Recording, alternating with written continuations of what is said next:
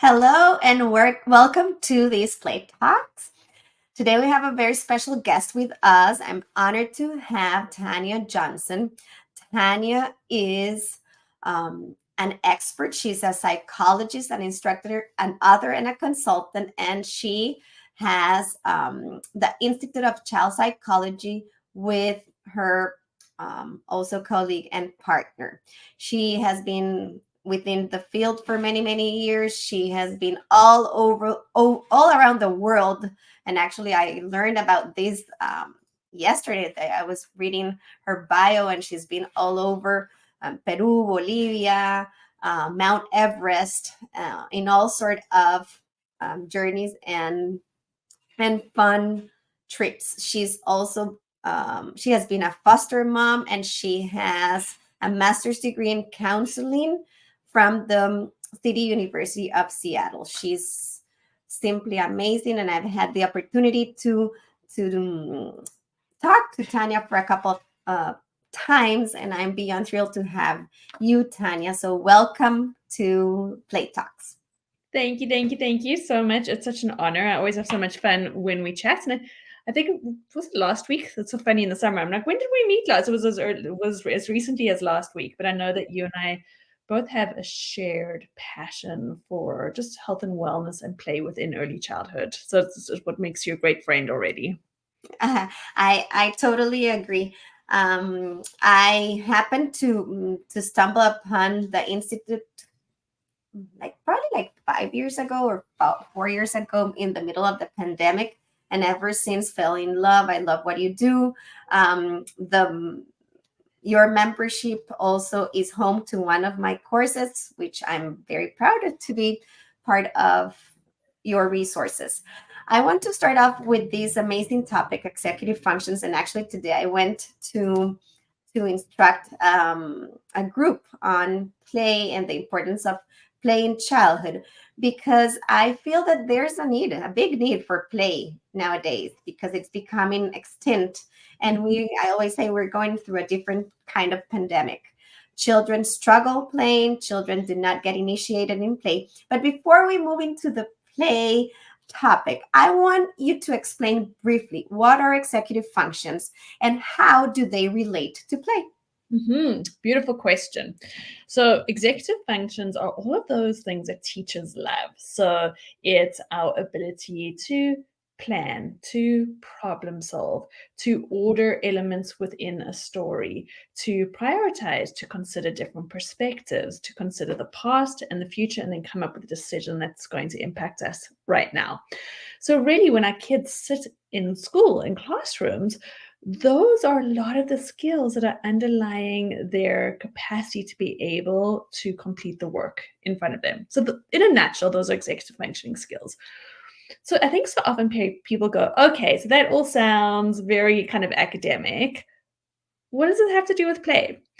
But we know that play is the absolute building block of executive functioning skills. We need play to build big, beautiful brains. All mammals play. Unfortunately, as you said, Mariana, our little babies are playing less and less and less, but they need to play in order to be able to develop, to grow. So, can I just jump in with an example there of executive functioning skills? Think about when a child is on a playground at the park and they have to negotiate roles and rules with other kids. Who's going to be doing what? What happens when somebody's not acting fairly? What happens when I win or lose? How do I learn a new skill? What do I need to do next? Okay, now I've finished playing with my friends. I'm going to go to the monkey bars. What do I need to do next on those monkey bars? How do I reach my hand? How do I tolerate stress? Oh no, I can't get to the monkey bar. What do I need to do next? All of those little decisions that as adults, when we sit on the park bench, maybe, unless your kids are calling you all the time in an ideal world, but when we sit on the bench and we watch them, we go, oh, it's just play. We're just playing at the park. But there are so many incredible things that are happening in those moments that really help to create beautiful, strong neural connections in their brain. That's how they learn. I always like to say that the executive functions are like the mattress of the bed, because it's kind of this cushion that gets everything ready for the next step. Not only in academics, we tend to see a lot of these executive functions happening at school because that's where the kids spend the majority of their time. But it also happens and are needed for overall life and at home as well. I always had this thing with the term because it sounds so beautiful and so complex.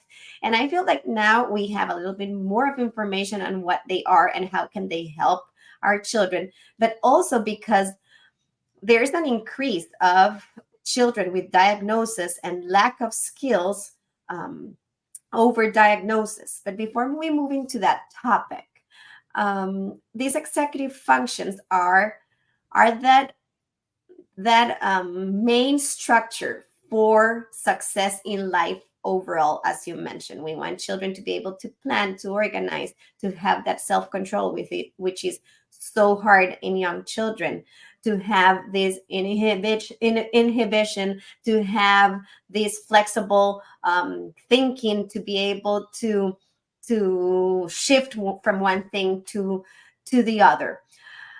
All these skills, we grow in this world, and we are more than growing, we are taking leaps into stages. We have all the AI coming up and solves all of our problems, and kids are getting everything done through AI. But AI can't do anything without a person behind with strong executive function, right? So all the educational system and our parenting should also be focused on this executive functioning, which are skills that no one will be able to replace for us.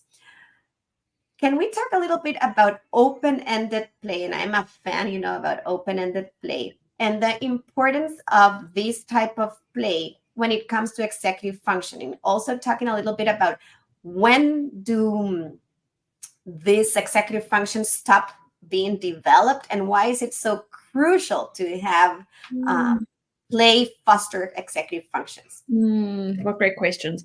So really, when we're looking at open-ended play, it's putting children in environments, and they don't have to be fancy environments. It can be outside.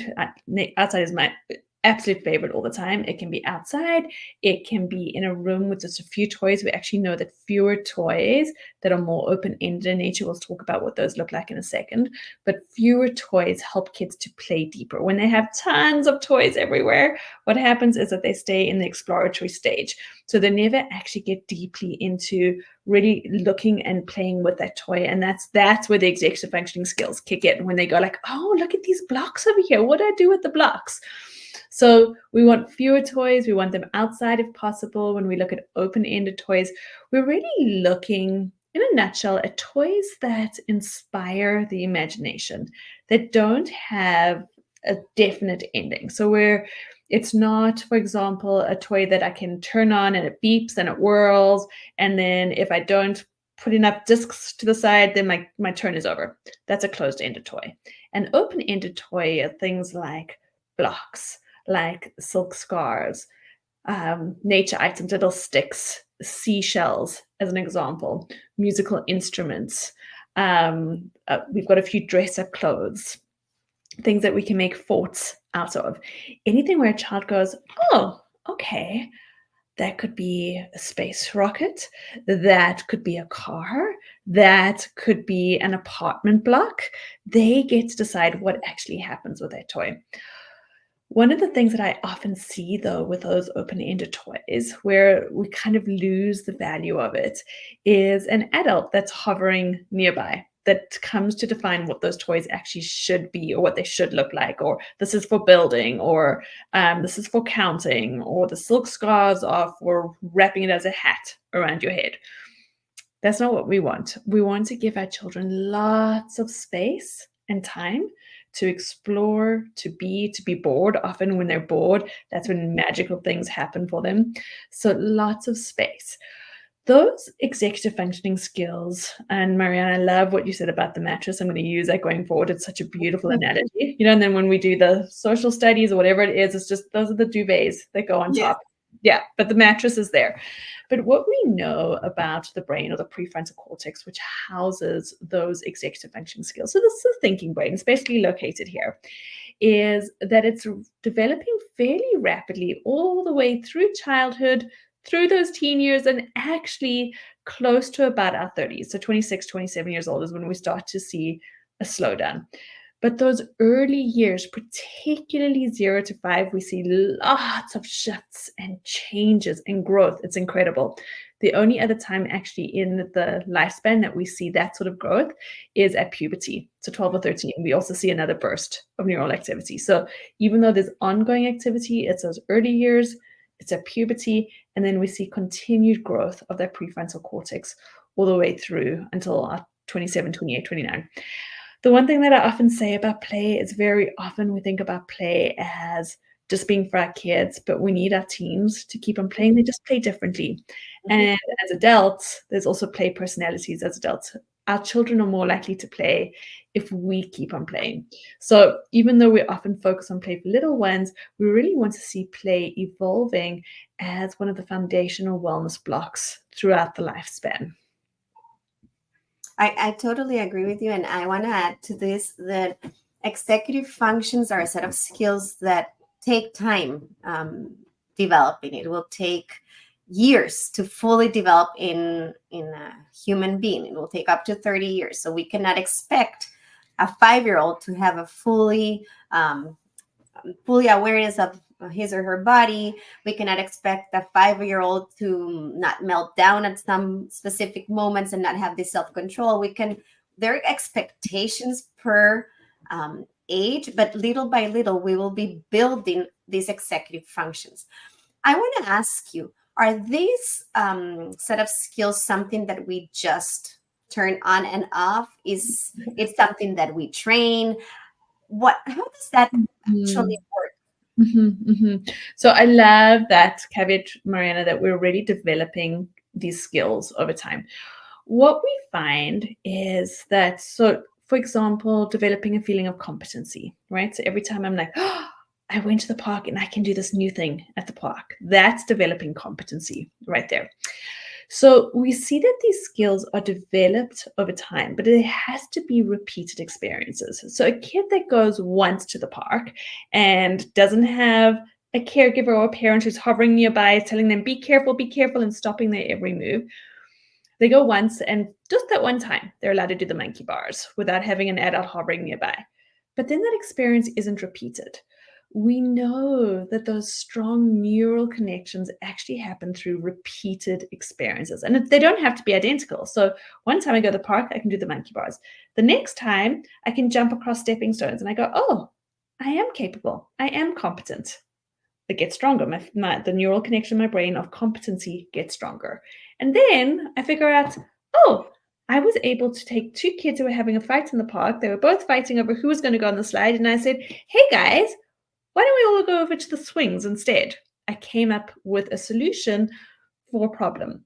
That's a feeling of competency. So every time we have repeated experiences of competency, that connection in our brain grows stronger and we're more likely to be able to call on it during different times. However, when our children go through periods of stress, we will often see what we call regressive behavior, where we'll see them going back. So let's say they're 5, and then suddenly we start seeing things that happened maybe when they were 3, where they had big feelings, where they weren't able to control their impulses, where we might see things like potty training go out we might see that they start at 5, they're not potty training for many kids, but we might see that they might have aggressive behavior when it comes to toileting, as an example. So often we'll see that when kids are under a lot of stress, those executive functioning skills feel as if they become a little bit unwired. But we also know that with the proper supports in place, that we can completely put that wiring back into place for our children. So basically, you're saying that the executive functions need to go work out at the gym, and the more they work out, the stronger they get, right? Yes. And sometimes we might pull a muscle, and then we're not able to pick up those barbells that day. But within time, we'll go back and we'll be able to actually complete the same skill because we have that muscle memory. And it's the same with the executive functioning skills. I've witnessed something very personal I'm going to share here, Tania. when I started doing the learning garage, open-ended play is available at all times. Kids Mm. um, are open to go and play whenever they want in the open-ended space is one more goal.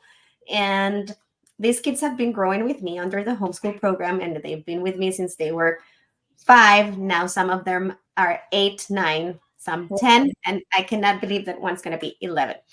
And these kids have been playing with open-ended play for a long time.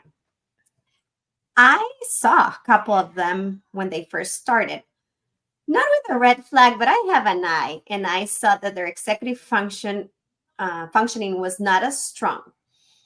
And within time and this constant repetition of open-ended play, I witnessed a huge change within also the academics.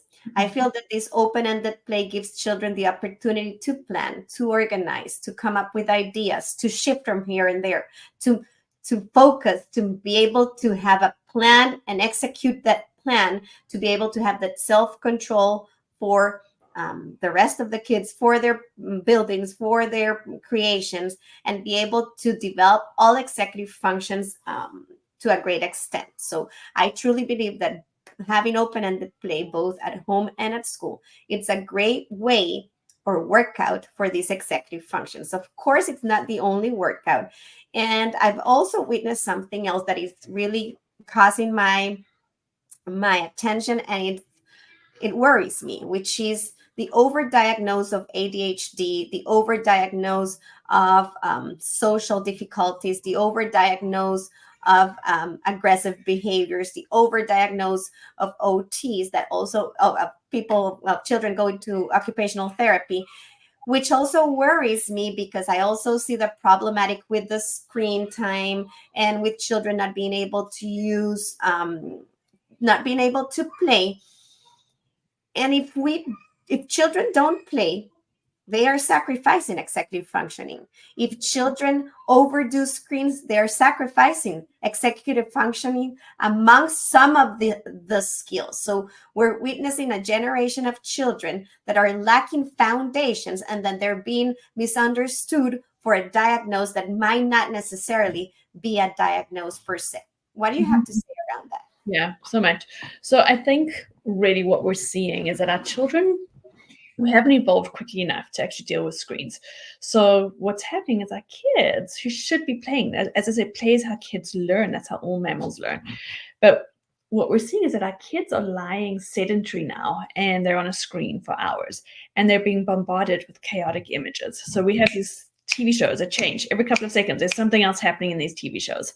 And a lot of our kids, because our brains weren't designed to be able to take in all of the stimulation but not move. We're designed to move. Our children are designed to move. And so we're seeing that lots of our kids are not hitting those developmental milestones as they should. We're seeing that the research right now is showing us not necessarily causation, but correlation with a number of different diagnoses for our children. I think it comes from a number of different places. Like I said, one, I think it's not hitting those developmental milestones. I think two, I think that for our kids, because there isn't repeated practices of those executive functioning skills on the playground, outside, building a fort, by the creek, riding bikes, because they don't have those repeated experiences, it's just not there. It's like we're missing the stairs of the house in the architecture. You know, the floors are there because when our kids are born, they're born with the basic architecture of the brain. So we've got the lower brain, midbrain, top brain. It's way more complex than that, but just to explain it simply, that architecture is there. But it's through our experiences, it's through play that we build what the inside, the interior of that house looks like. And for many kiddos, unfortunately, the interior of that house is just lacking in furnishing because they're not doing anything, because tech has become essentially an experience blocker. Mm-hmm. I totally agree. And I feel like sometimes we like to point out screens too much. And I totally feel that we are overdoing screens, that there's a lot of things that we can do to decrease the amount of screen time and to inform parents and educators. But it's not only about judging the screens, it's about teaching children how to use the screens properly, teaching families how to set the boundaries and how to inform themselves and their children to be able to use the devices properly for life and for their journey, right? So it's not about finding a culprit, it's about actually opening our eyes and seeing that development overall is being impacted big time, and executive functioning is such a powerful mattress that we cannot afford not to have a mattress to sleep on. It's the foundation of academics, it's the foundation of us being able to plan a trip. To the other morning, I was sharing this experience yesterday. I was cooking, and my children have multiple food allergies, all of them different allergies, and it's a journey itself. I don't have any, so my breakfast is one. I have to make three types of breakfast. We cannot afford to not have lunch because I mean they are allergic to the world, so I need to cook lunch. So in the morning, I'm making breakfast. I'm making Max's pancakes. I have to think about Alberto's recipe with banana that the other one cannot eat. I'm making myself toast bread, eggs, and then I'm thinking about lunch and what am I going to throw into the Instapot, then the rice cooker, and my brain is going like that, and I am only able to do that because of my executive functioning, which is not as sharp because I have three kids and two of them do not sleep well. So instead, we use executive functions every single day of our lives, and children are developing all this executive functioning that might not be as strong in their adult years if we are not providing them the experiences to develop them in depth. You Yeah. also talk about this in your beautiful book that you also have here. Tania is the author of this book, which I'm gonna um, um, provide the link in a second. You also talk chapter, what is it, 9? Mhm. I don't remember the number of the chapter. Yes, 9. Wow, that's good. Thank The you. power of, the power of play. You talk a lot about play in that chapter. Can you do a brief summary of what you touch in there Yeah. regarding play? Yeah. So a couple of things. I think first of all, just Mariana, on your last point there about, how often we're using executive functioning skills and we need it as adults. And it's not something that suddenly appears in adulthood. And this is something that we actually do touch on in that chapter, is that I think all of us as parents, as caregivers, as educators, what we want is for our children to be able to feel competency, to feel connection in their world, to have a voice. But those things don't just suddenly happen when they're 20, when they're 25, when they're 30. That's repeated practices again of being on the playground and saying, it's my turn, or you're in my space a little bit. Could we please step back a little bit? Or I don't think that was right. Our children will not one day stand in a boardroom if they choose to be in a boardroom, but will not stand in a boardroom one day and go, actually, I don't like what's happening with this work culture right now. How do I express that to everybody? And for many of our kids, because they're behind screens, they don't know now how to deeply connect with others, how to repair, how to go, I'm sorry, that was not okay, how to be vulnerable, what to do when your voice sounds shaky, but you have something important to say. All of those interactions happen through play, through connection, through being with others. And that is the beauty of what play brings. It's small, manageable doses of authenticity, stress, vulnerability with others that helps build bigger competencies later on in their world, which is Which huge. are skills that AI nor any screen will be able to provide our children with. Mhm. Mhm. Absolutely. Absolutely. And that's it. I think I agree with you. Tech is here to stay. There's so many wonderful things that come from technology. We're talking today. There's people who are going to listen to us. There's so many incredible things that happen with tech, but we cannot let tech replace connection, replace play, replace imagination, replace time for our kids to be bored. I think kids don't know how to be bored anymore because the moment they're bored, we turn on a screen. But we know that when kids are bored, that actually is the birthplace of creativity for them. If we just leave them, I think so often kids will go like, they're frustrated and they say, I don't want to be bored, and they push back, and then parents give them the remote control. And I get it, maybe sometimes where I'm just like, I don't have the capacity to deal with this today. But really, if we're able to get over that hump with our kiddos, what happens is they go, I don't want to do this. And we say, your brain is amazing, and I know that you can figure this out. You've got I this. truly agree. Before we move into your play chapter, I have another question that I just Mm. popped into my head. And this is a good question, because does every ADHD child or adult with the condition has a dysfunction in executive functioning? Are they more prone to have difficulty with executive functions? What happens with the rest? Do we all have to care about executive functioning, or is it only for children who are experiencing difficulty? No. So such a good question. So yes, executive functioning, like you said, we all prefer to sleep on a mattress. We can sleep on the ground, but not all, many people prefer to sleep on a mattress. So I would say that those executive functioning skills are absolutely important for everyone. Marianne, your beautiful example there of like trying to do the lunch and trying to do the breakfast at the same time. We're all using them all of the time. Like even, today us connecting, it's like, okay, our time is 2 p.m. Mountain Standard Time. I need to be available. What are the kids doing? There's a whole lot of things that are happening all of the time that we don't recognize as executive functioning skills, but they absolutely are. So yes, everybody, it's a skill that we want to build. For our children who have been diagnosed and diagnosed correctly, there's lots of diagnoses that happen too quickly, but our kids that have been diagnosed correctly with ADHD, we know that those executive functioning skills can be behind their peers. Oh, sorry, I'm just going to put that. 1 second. Okay, so we know that those executive functioning skills can be behind what we would see for their peers. But we keep on working with them. We keep strengthening them. They're just a little bit behind. What I often see, though, with my children with ADHD is that they have this kind of divergent creativity, which is beautiful. So even though their play may look a little bit different, they're often moving quite a bit, lots of hands-on activity, but they will often put together different concepts, different toys, different ideas in a way that other children may not. And that's where that open-ended play becomes so incredibly important. Totally agree. All right, so let's wrap this up with your beautiful chapter. Beautiful chapter on play. I really like. I've been choosing what chapters to read, and I'm not finished with the book, but I really enjoy this handbook. I think it's a great resource for both parents and educators, not only parents, to learn from different topics. So can you please give us a summary on the play chapter?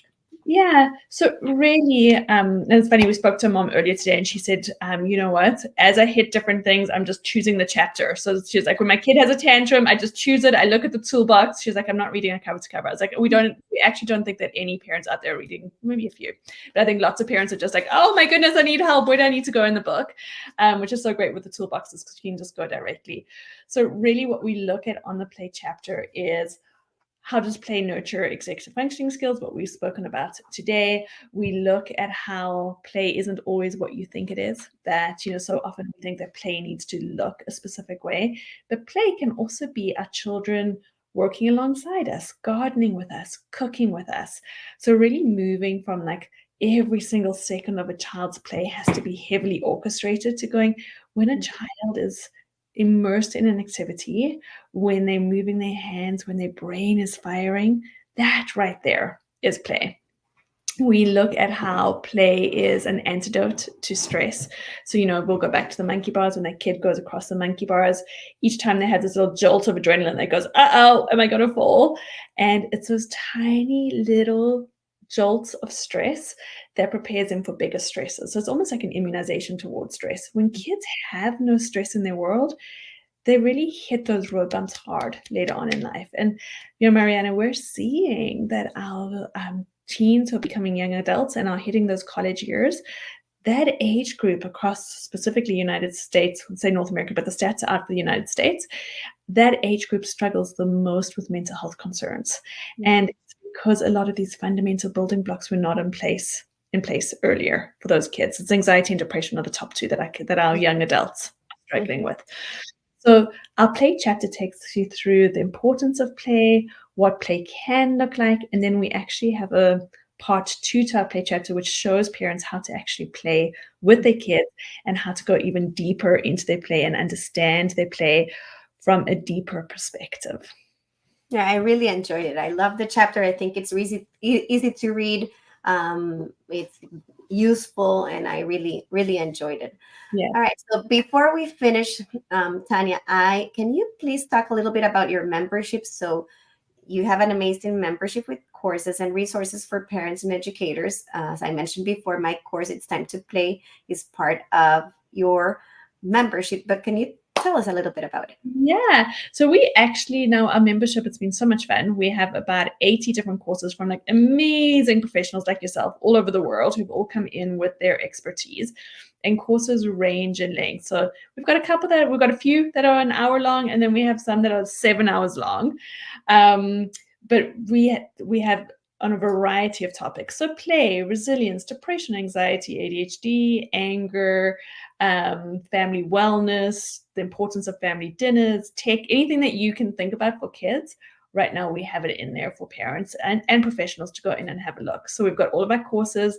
We have parenting scripts, what to say to your kid when, ... all those parenting things that arise. We've got parenting toolbox. We have our podcast in there. We have our Instagram reels. We have our infographics. We do community webinars that Mariana's been on a couple of times with us. So there is a ton. It's really robust. There's a ton happening in that membership. Just so much fun because it really is people coming together to go, we can do something different for our kids.